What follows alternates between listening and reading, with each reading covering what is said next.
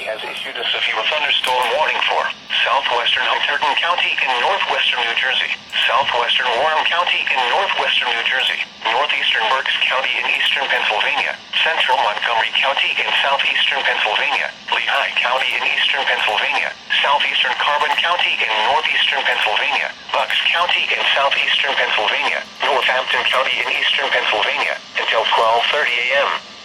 At 11:40 p.m., severe thunderstorms were located along a line extending from near Beltsville State Park to near Chalfont, moving northeast at 30 miles per hour. Hazard, 60 miles per hour wind gusts and quarter-size hail. Source, radar indicated. Impact, minor damage to vehicles is possible. Wind damage to roofs, siding, trees, and power lines is possible.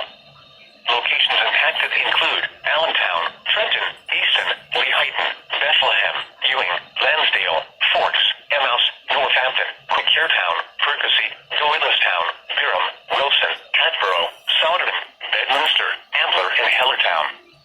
For your protection, move to an interior room on the lowest floor of a building.